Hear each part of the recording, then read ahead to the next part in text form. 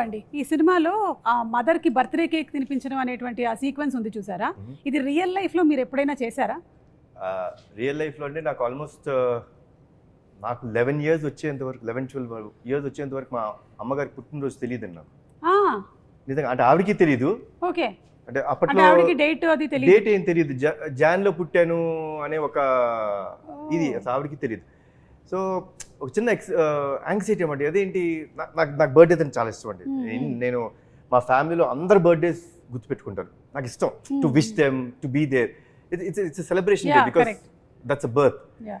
So మా పెద్దనాన్న గారికి ఫోన్ చేసి, పెద్దనాన్న ఏదో ఒకటి చేసి అమ్మ ఎప్పుడు పుట్టారో చూడండి అంటే, ఆయనకి తెలిసింది ఏంటంటే సంక్రాంతి రోజు పుట్టారు ఆవిడ అనేది తెలుసు. సో బ్యాక్కి వెళ్ళి ఆ పర్టికులర్ 1957లో సంక్రాంతి రోజు ఎప్పుడు వచ్చింది, సో అదంతా చూసుకుంటే now we know that she's born on Jan 15th. Okay, so every Jan 15th I make it a point that I wish my mother.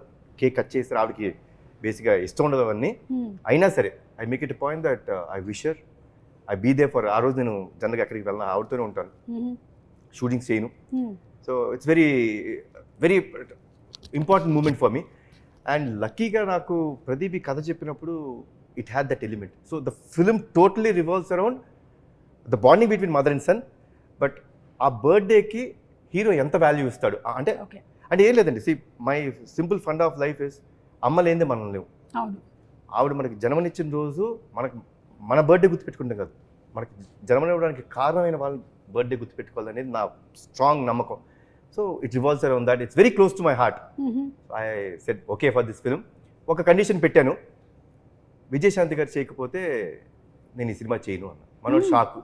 Sir అన్నాడు, మొహమాటమే లేదు ప్రదీప్, మేడం అమ్మ ఓకే చెప్తేనే మనం ముందుకెళ్దాం, లేదా ప్రాబ్లం ఇంకేమైనా కథ ఉంటే చెప్పు, వి విల్ సీ. బికాస్ ఆ కథ విన్నప్పుడు ఆ ఇంటెన్సిటీ ఆవిడ చేస్తేనే కరెక్ట్ అనిపించింది. సో లక్కీలీ అమ్మ ఒప్పుకున్నారు, దేవుడు చల్లగా చూసుకున్నారు మమ్మల్ని. ఒక ప్రాసెస్ అదే మీకు ఆల్రెడీ తెలుసు.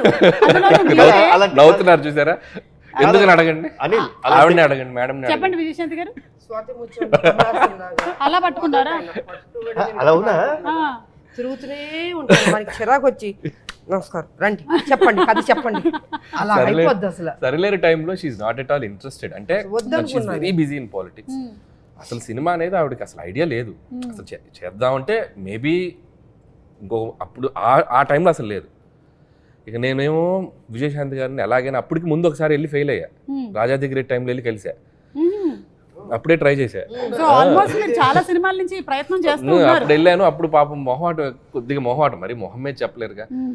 లేదమ్మా నేను పాపం నో చెప్పలేక చెప్పారు. అది నాకు అర్థమైంది, మేడంకి కొద్దిగా మొహమాటం ఉంది, దీని మీద మనం ఫోకస్ చేయాలి.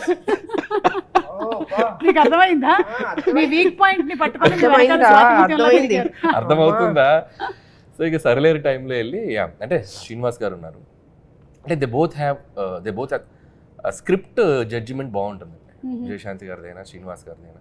శ్రీనివాస్ గారు అంటే మన హస్బెండ్. సో సార్ది కూడా పర్ఫెక్ట్ జడ్జిమెంట్. అంటే కమర్షియల్ కథ అయినా ఏ కథ అయినా మనం జస్ట్ కథ అంతా చెప్పాల్సిన పనిలే, జస్ట్ ఒక ఐడియా చెప్తే చాలు, ఇది వర్క్ అవుతుందా లేదని వాళ్ళు చెప్పేయగలరు. సో నాకు తెలిసి ప్రదీప్ గారికి ఎలాంటి ఎక్స్పీరియన్స్ ఉందో అమ్మ మీరే చెప్పాలి. అదే ఆయన కూడా స్వాతి ముత్యం లాగానే వచ్చి మళ్ళీ కథ వినిపించి.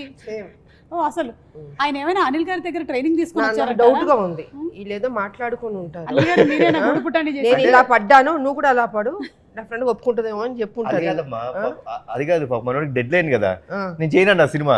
అమ్మో ఇంక ఈయన చేయనంటే ఆవిడ ఒప్పుకోకపోతే ఈయన చేయనంటాడు.